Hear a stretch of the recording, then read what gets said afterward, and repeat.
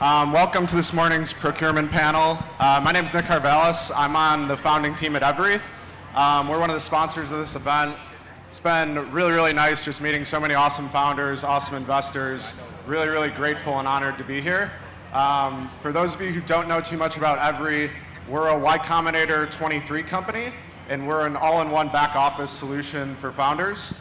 Basically, we want to take care of the entire back office so founders can just focus on building their business, focus on finding product market fit and going from there.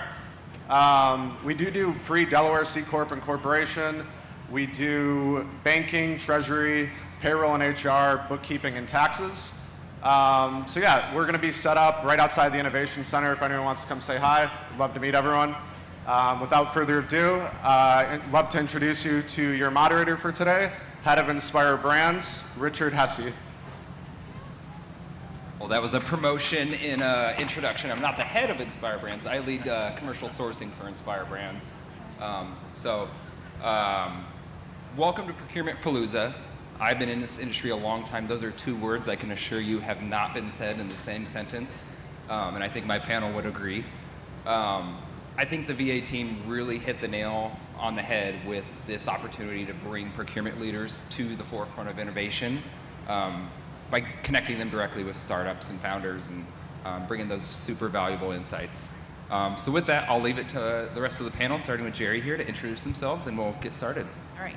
Good afternoon, everyone. Geri Williams, Staff Counsel for Home Depot. I've worked with the procurement function over the last 14 years, bringing new vendors on board, and then also partnering with our largest and more strategic partners. Very happy to be here today. Morning, everybody. Welcome. Happy Thursday. I'm Jonathan Townsley. I am the Vice President of Sourcing at Fiserv, and for me, it's a new industry, much like procurement may be new to many of you. I've worked for more than 20 years in a variety of industries, from manufacturing to hospitality to now fintech. So I'm excited to share some insights with you and learn from you as well. Morning, everyone.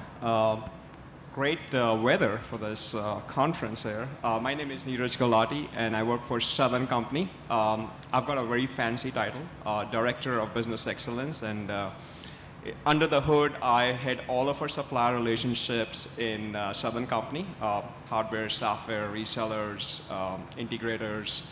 I also had innovation and emerging tech, so all of the innovation that we do with technology that's emerging and how it impacts our business across power delivery, transmission, customer. I had service management, and then I have a last interesting area called risk and compliance, which is really important as we think about emerging risk, AI, also our regulatory programs, and also how do we balance the supplier risk with our risk and compliance initiatives. So very excited to be here, and love to interact with our esteemed panelists and with you all. Thanks. Awesome. Well, the goal of today is really just to demystify enterprise level procurement for the startup community. So starting with that, I think each of you take a minute to really walk through your process. How do you vet suppliers? High level, what that whole process looks like from end to end. I'll get us started off. For me, especially within Fiserv, it takes a lot of coordination, but that starts at the level of procurement. So whenever I am engaged with a new supplier, a new opportunity to do business with that company, I have to take that supplier through all levels of our organization, from legal to finance, product management, operations. So it's really up to me to navigate all those waters and to make sure that our potential partner is well aware of all the elements of the company that they have to navigate through and walk through and interact with. So I have to be the shepherd, so to speak, to make sure that I'm putting that company's best foot forward and making sure that my stakeholders understand the value that they're bringing, because if I don't do a good job in that, then the relationship really can't go anywhere. I'll say, just to add on to what you said, is every relationship starts with a business need, right? I mean, there's always a business need that drives engagement with a partner that has a solution to that problem or an opportunity. So I'd say for us, there are two ways that we bring in suppliers. One is there is a need from the business has a number of interactions, and you identify individuals that can fulfill that opportunity. Or two, we get a lot of reach outs from our partners sharing solutions that we could benefit from. So for us, having a business sponsor is really the most essential step. Somebody needs to buy a service to bring someone in. That's really what it is. If you don't have a service we need, chances are we will not bring you in. So I think that need is very important, and finding the business sponsor is very important. Now, in some cases, if we see something and we think it's valuable to the company, we'll bring business sponsors in. That way, we make sure we are doing a match make. And we have to ensure that there's value, there are drivers that really necessitate the new supplier coming into the organization. So it works both ways. We bring them in, and most times our business sponsors would introduce us to the new suppliers. Many of our business relationships start informally. So often our business partners will meet people at trade shows. And I want you to keep in mind how important pilots are. For an organization to bet on a new product or service, we want to see how it works. Many of our smaller or newer relationships start with a pilot. The vendor comes in, they're willing to show us their product or offer their service at a store or maybe a region, show us the value that they can bring. So it's not just a PowerPoint presentation, it's a show and tell situation. And so that is how you get a company like Home Depot hooked or interested, is to show what you can do at a pilot level to actually demonstrate the value that you can bring to the organization. And once that pilot is successful, then there's an opportunity to scale, to see how your product or service scales, and that goes to the issue of trust. If we're going to roll out your product or service to 2,400 stores, we want to know that you have the wherewithal to scale, and so that pilot is a great opportunity for the organization to work with you on a successful scale to an enterprise level. Interesting. So building on a few things that I heard, identifying a champion, finding a good way to scale. In between those 2 points are always standards. And for a startup, they're usually operating with very limited resources. So what would your piece of advice for a startup with limited resources to be able to successfully get through those standards? Yeah, I like what you said, Geri. It starts with trust. I think even having a smaller bandwidth or smaller set of resources, if I can trust that you will be able to navigate those processes and scale up, that can go a long way. So for me, it's establishing that trust, establishing that credibility, and we can negotiate internally those areas where you may have a lack of resources. So it really, to me, starts with trust, starts with credibility. Yeah, I'd say trust and credibility are the foundation of how companies engage with potential suppliers, including startups. I think startups have a very unique advantage that they're always mostly on cutting edge, which is a massive advantage, right? You're not like big enterprises that don't move as swiftly.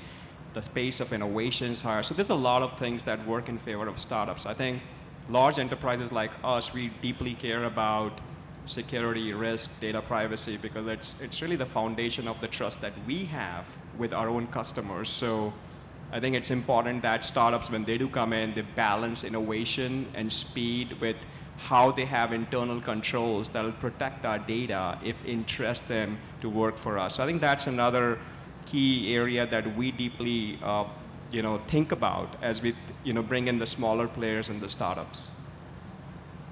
I think it's important to have a plan. So you're coming in, you're small, You need to know what third parties you're going to partner with when it's time to rock and roll and how you're going to be ready. So what third party source resources will you bring to the table when it's time to scale to 500, 1,000, or 1,500 stores? So I think it's really important to have a strategic plan. You don't have to be ready on Monday, but on Friday when it's time to go, we need to be confident that you can scale as quickly as we're wanting to go to market. Yeah, so kind of building on that one, talk about how your companies respectfully balance that risk to innovation ratio. What we talked about was kind of outward facing, but inward, what are the kind of the conversations that are happening behind closed doors that these startups could really benefit from? Yeah, I like the planning aspect because, again, that does instill confidence and trust. So if I believe and, more importantly, see, yeah, I'm from the state of Missouri, and we always have the saying, show me what you're doing. So if I can see and you can show me that plan, that will certainly give me a lot of confidence and trust to help pull you through and make sure that my other stakeholders can understand the value that you're bringing. But again, for me, it all starts with the trust. I like the element of planning as well, and that allows me a lot of flexibility to usher you through our system. Yeah, I'd say we have our own due diligence process. Every new startup or every new company that we bring within Southern Company have to go through the validation process. And what it is it really assesses the risk of doing business with that partner. Are they sustainable? The business is sustainable. Do they protect our data? Are they SOC 2 compliant? And all of those things help us make a determination that this partner that we are now ready to work with can really serve the business well, but also reduce the risk to the company, because we are a public traded company and we need to make sure the companies that we work with can be trusted, one, can protect the data that we are trusting them for, and they can help us meet the business objectives. So we take a very, very holistic approach in the process from start to finish, and making sure the validation process is robust. When we say we want to work with you, we'll do our due diligence. In fact, we work with a third company called Fortress, which I think some of you may have heard of, and they do a vendor risk assessments for us. So we are very, very diligent in terms of making a decision, but also making sure that we're making the right decision. I mean, we're willing to take on a lot more risk if the reward is there. So if you're willing to enter into an exclusive relationship with us, then we're going to help you become successful for us. I spent yesterday talking with a small vendor. We spent an hour talking through how we could help her mitigate some of the risk that she has in her business so that we mitigate the risk that she's bringing to Home Depot. So when there's a win-win, we're going to sit down and we're going to figure out how to put together a successful partnership with our vendors. Awesome. So outside of technical standards, you represent 3 of the strongest companies in Atlanta. So assume your inboxes are full of people making outreach. One of the beautiful things about this part of the country is the diversity. So talk about supplier diversity and your company's viewpoint and kind of how that can help an entrepreneur stand out. We want to win with whoever wants to win with us. So that's our philosophy. Come and talk to us, show us what you have, show us how you can help us maintain our market position, and we're open to sitting down and listening to you. So we will work with whoever comes to us with something that's new, novel, innovative, going to help improve the customer experience in our stores, and it's going to help us win customers. Yeah, for us, we take supplier diversity very seriously. We have numerous examples where we've hired to be a part of our supply base companies that are veteran-owned, women-owned, black-owned, and in fact, a very recent example that I just noticed in our company, in our office building, one of our diverse suppliers that was veteran-owned, they set up a pop-up cafe in our cafeteria. So they are selling all of their delicious food to our associates on a day-to-day basis, and that's just great. And that's just one example where we partner with the community. We especially partner with veteran-owned companies as it relates to hospitality, also just small businesses. Fiserv is very well known for the small business landscape.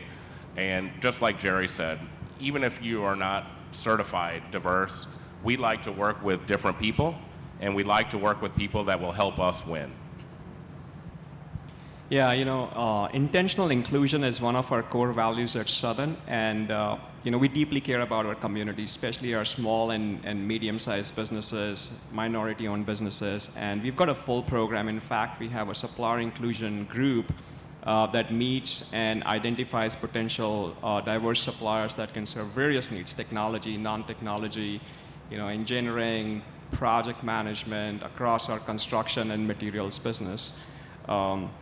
I think when we do bring suppliers inside the company, we are very intentional in how we help grow them and groom them. And we understand that competition with larger suppliers is not something we want them to be part of, even though they would want to. So we want to make sure that they do get a share of business, and we are very thoughtful on what are the opportunities that these companies have to compete.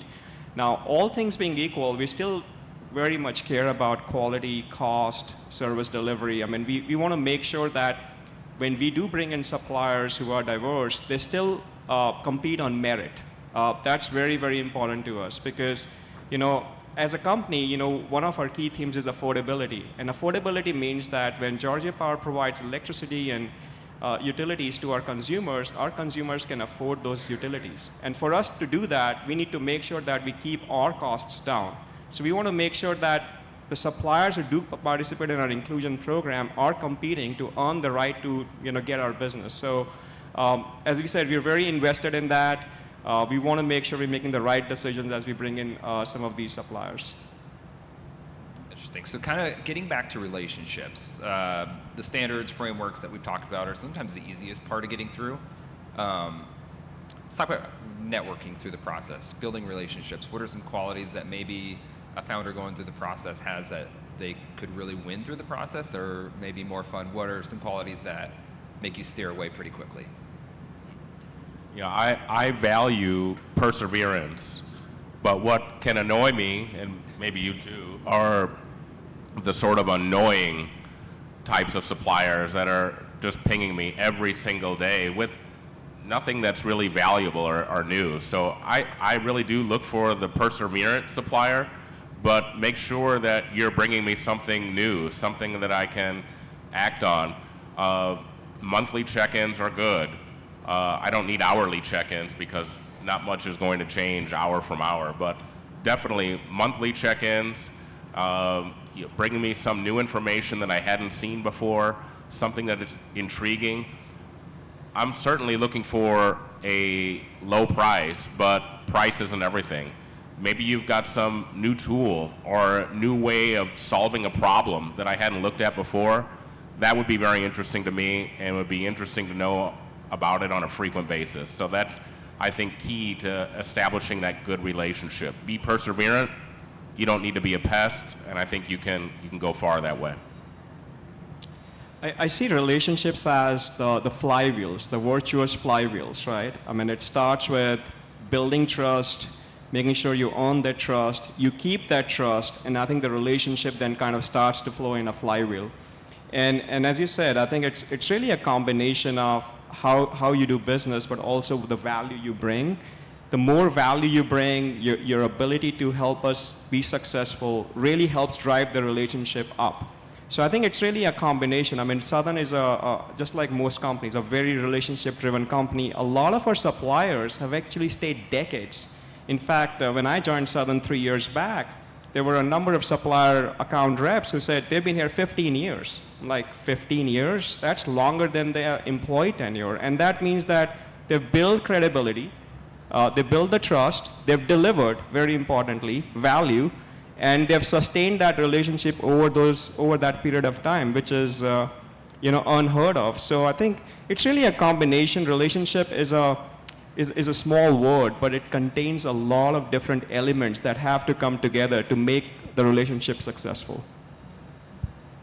At Home Depot, we use the word partner as a term of endearment for our vendors that we have the closest relationship with. We want to partner with vendors who will make us better. And the only way you can make us better is if you know our business. So we're most impressed with people who understand our business, they understand our operations, they understand the current vendors, where the current vendors are failing, where they can offer us a better solution, offer us some efficiency. So people who come to us, well-studied, well-read, prepared, those are the people that we want to talk to, because we know they've already done the research, and they're making it easy for us to say yes. So those are the people we want to talk to. They're hungry, and they show they're hungry in all of their presentation. Awesome. Now we've made it 21 minutes at a panel lately without mentioning AI. In our seats, we do get a really valuable viewprint of what our companies are looking for in terms of technology. Not speaking on behalf of your company, but what are some trends you're seeing? What are some things that you think are personally exciting in the technology ecosystem now? Yeah. I like to use AI to help me be quicker. I'm crunched for time in a lot of situations. I only have a few minutes to prep for something. So I can use AI to help me shorten that prep time. I also use AI to help me write business cases. So it just gives me a good starting point, and then I can really take it from there and tweak it, massage it, whatever I need to do.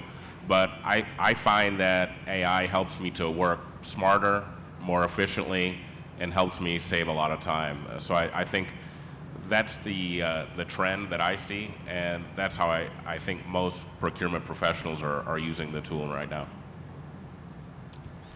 I say AI is a game changer. I mean, we all know that. It's coming, it's here. I think besides the efficiency, speed, productivity benefits, and how we use AI in procurement, supply chain, I think one of the biggest things AI relies on is data. And data is the bedrock of AI. And to me, we don't understand our data well enough. Most companies, they don't understand what they got, right? And for AI, and whether it's in the tools, it's in Copilot, our ability to really understand data on demand and ask the right questions in human language, NLP, really makes it super powerful. Because going into a Power BI dashboard and scanning through 1 million charts, you still don't know the answer. If you can ask AI and tell me who's been my best supplier based on value, cost, other parameters, and it gives me an answer and ranks them, that's like 5 hours of work saved there. Just one example. And I think that is the game changer that executives, teams would appreciate as AI becomes more mainstream, is our ability to find the insights, not data, insights, and make useful decisions and make those decisions that really kind of help benefit the business. That to me is going to be the game changer with AI. So we are using AI as well in terms of just ordinary, everyday business activities. We're using AI to better understand our customers, buying behaviors, all of those things to get us closer to what our customers want. I will say that I think there's an over-reliance on AI. What AI cannot tell you is when there's a problem on a Saturday or a Sunday, what will that supplier do when we have a real problem and we need to fix it in an hour? And so that is what we're looking for at Home Depot. AI can help you with data, but we're looking for a vendor that we can trust to be down in the trenches, and all of that's behavioral. AI can't help us figure out who those vendors are. Not yet, anyway. Not yet. All right, well, we're nearing up on time. So if each of you had a biggest myth that you wanted to demystify about procurement for the outside people that maybe don't understand procurement, what would that be?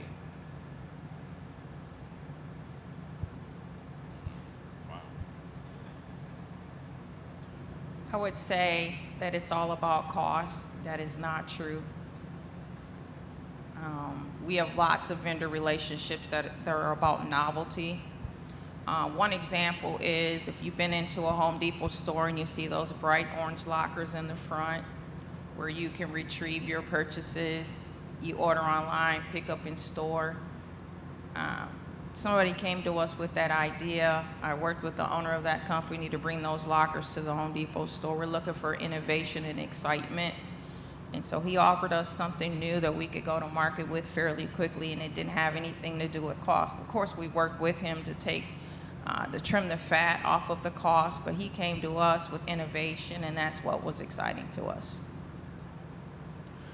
From what I've seen in my 20 plus years of procurement, I always see, not always, but a lot of times suppliers will go around. They don't think procurement is important. They'll go straight away to a CFO, or they'll go to an engineer or an ops executive. Don't make that mistake. You want to involve us, because in many top-tier organizations, procurement is really an important stakeholder and influencer. So if you don't go through that step and you think that you're going to win the business by going around us, I think you might be making a grave error. So please involve us early.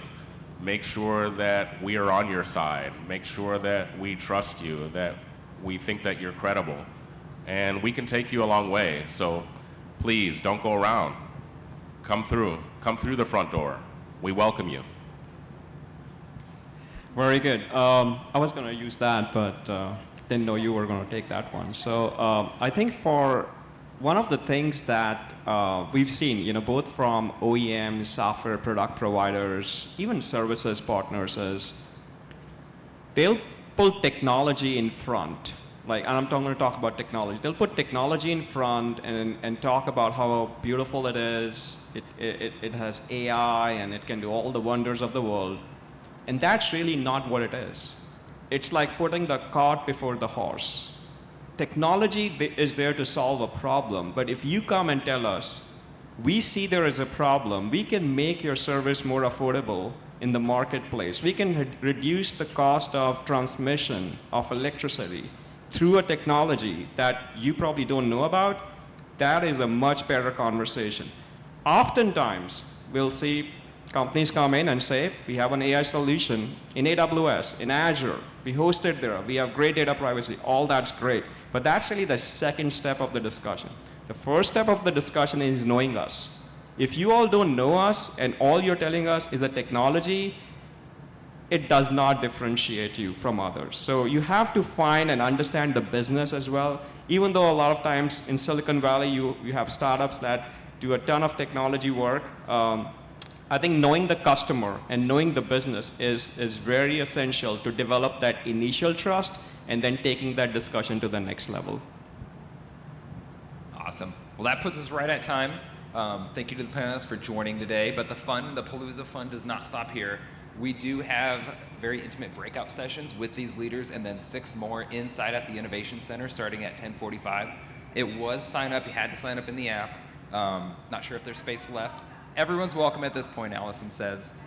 There's a map at the door, so grab that, and we're looking forward to meet you one-on-one here in a bit. Thanks, everybody. Thank you.